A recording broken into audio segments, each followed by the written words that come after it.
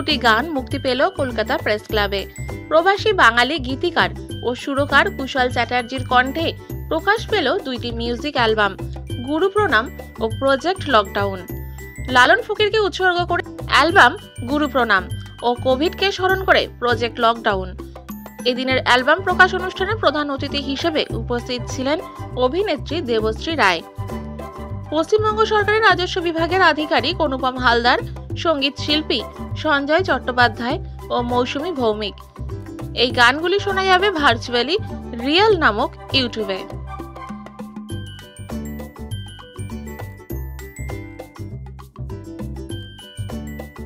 দেবশ্রী এসেছেন, অনুপম দা এসেছেন, সবাই এসেছেন। এটাতে আমি নিজে খুব কৃতজ্ঞ।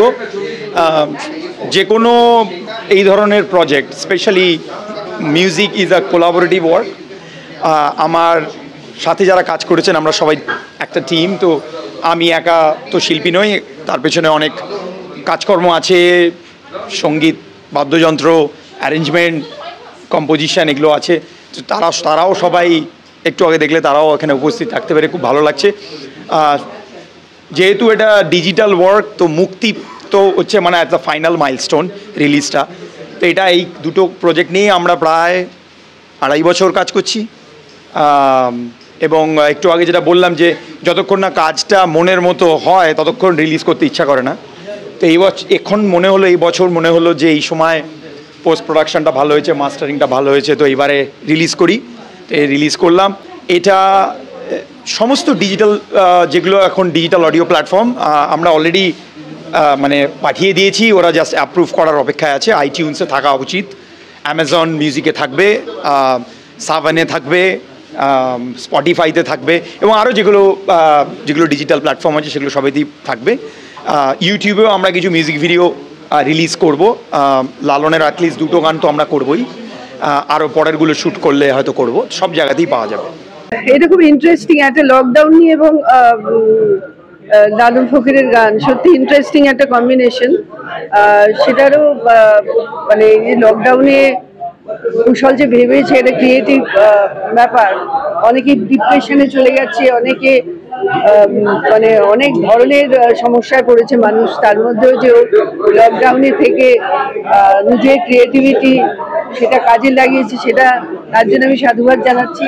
এবং এই অনুষ্ঠানে আসতে পেরে ভালো লাগছে। এবং নিশ্চয়ই ও সান ফ্রান্সিসকোতে থেকেও ফোক গান নিয়ে চর্চা করেছে এবং নিজে একাধারে সুরকার এবং সিঙ্গার সব মিলিয়ে একটা ওভারঅল একটা সুন্দর একটা অ্যালবাম তৈরি হয়েছে।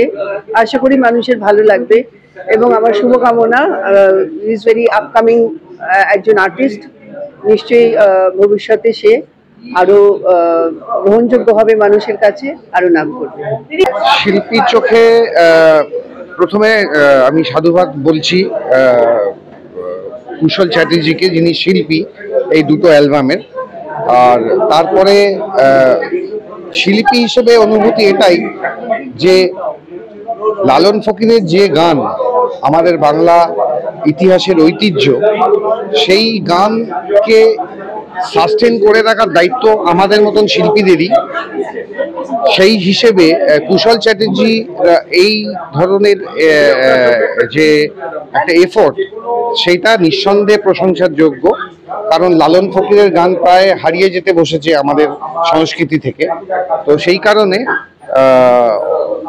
শিল্পী হিসেবে এটা খুবই একটা ভালো অনুভূতি হচ্ছে। অবশ্যই কুশলদা যে লালন ফকিরের গান যে আমাদের সামনে তুলে ধরেছেন, যে মানে আন্তরিকতার সাথে যে গেয়েছে, সেটা আমাদের সবার মনে লালন ফকিরের গান ছুঁয়ে গেছে এই কুশলদার গানের মাধ্যমে। সুতরাং আপনারা সবাই এই গান শুনবেন, আনন্দ উপভোগ করবেন, তবেই আমাদের বাংলা সংস্কৃতি কুশলদার মাধ্যমে আমাদের সেটা পরিচয় লাভ করেছে।